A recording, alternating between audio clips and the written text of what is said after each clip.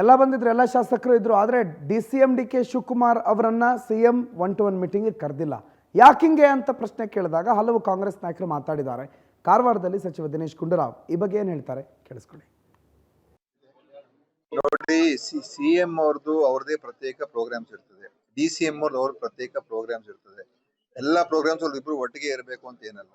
CM ಅವರು ಶಾಸಕರನ್ನ ಕರೆದು 1-to-1 ಕೇಳ್ತಾರೆ. ಅದ್ರಲ್ಲಿ ಸಮಸ್ಯೆ ಏನಿದೆ?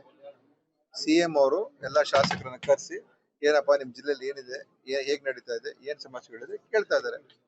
ಅದ್ರಲ್ಲಿ ನೀವು ಪ್ರತಿಯೊಂದರಲ್ಲೂ ಕೂಡ ನೀವು ತಪ್ಪನ್ನು ಹುಡುಕಕ್ ಹೋದ್ರೆ ಅದರಿಂದ ಏನ್ ತಪ್ಪು ಇಲ್ಲ, ಏನು ಇಲ್ಲ. CM ಅವರು ಈಗ ಕ್ಯಾಬಿನೆಟ್ ಮೀಟಿಂಗ್ ಕರೆದ್ರೆ CM ಇದ್ರೆ ಸಾಕ್ತಾನೆ?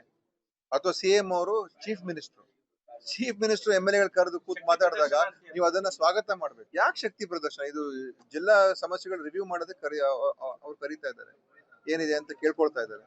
ಶಕ್ತಿ ಪ್ರದರ್ಶನ ಅಂತ ಏನಿದೆ? CM ಅವರು ಸಿದ್ದರಾಮಯ್ಯ ಅವರಿಗೆ ಶಕ್ತಿ ಪ್ರದರ್ಶನ